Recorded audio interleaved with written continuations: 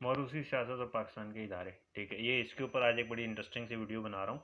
पटवारी, जियाले, PTI वाले youth, ये सारे आके सुने, सारे आ जाए, सारे आ जाए। अच्छा जी, सबसे पहले हम लेते हैं पीएमएलएन क्यू। जनरल ज़िया ने पार्टी बनाई, उसने वो अपने मुंह बोले बेटे नवाज शरीफ को दे दी, और उसके बाद उसने अपनी बेटी मरीम नवाज को दे दी। यानी पूरी की पूरी पीएमएलएन के अंदर कोई भी मरीम नवाज या जुनेद सबसे ज़्यादा काबिल नहीं है। पीपल्स पार्टी, अयूब ने पार्टी बनाई, भुट्टो को दे दी अपने मुंह बोले बेटे को, भुट्टो ने फिर बेनज़ीर को। यानी कि भुट्टो के बाद कोई ऐसा काबिल बंदा था ही नहीं पूरी पीपल्स पार्टी में कि उसको क़यादत दी जाती। पाकिस्तान तहरीक इंसाफ, शाह महमूद विंग, जो शाह महमूद कुरैशी का विंग है, पूरे मुल्तान में सिर्फ शाह महमूद कुरैशी के जो औलाद है वो काबिल है, या यूसुफ रज़ा गिलानी की औलाद है वो काबिल है, और पूरे मुल्तान में कोई काबिल बंदा पैदा ही नहीं हुआ।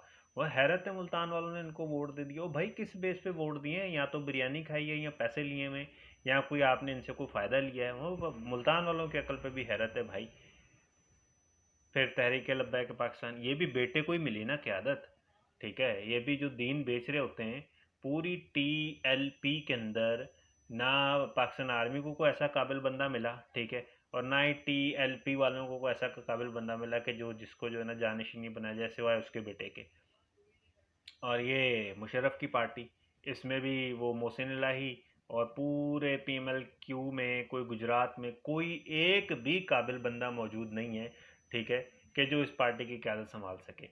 अच्छा, अब मुझे एक चीज़ समझ नहीं आ रही कि अगर यही तर्ज हुकूमत है, यही फार्मूला है कि जो मुल्क की सबसे हाईएस्ट पोजीशन होगी उसके ऊपर बाप के बाद बेटा या बेटी ही आएंगे, ठीक है, यही क्राइटेरिया है, इसी तरीके से सिलेक्शन होनी है, इसी तरीके से दुनिया ने चलना है, तो भाई मुझे कोई बता दे इस बेचारे इदारे को क्यों रखा हुआ है, इसको हम क्यों तनख्वाह देते हैं?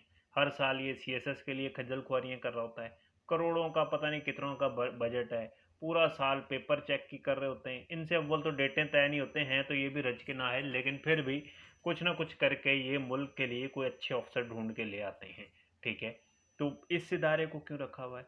ये इंटर सर्विस सिलेक्शन बोर्ड, ओ भाई वो जो जर्नैलों वाला सीन है, किसी जर्नैल को कहा जाए कि जर्नैल भाई हमें ऑफिसर्स चाहिए, तो वो जर्नैल भाई जाए अपने सारे ख़ानदान के इधर उधर के बंदे लेके, क्योंकि अगर ब्लड रिलेशन का ही क्राइटेरिया है सबसे हाईएस्ट पोजीशन के लिए मुल्क की, ठीक है, तो फिर ये तो छोटे मोटे कर्नल कैप्टन वगैरह, ये तो बहुत छोटे छोटे मतलब चुनने चुनने से लोग हैं ये तो,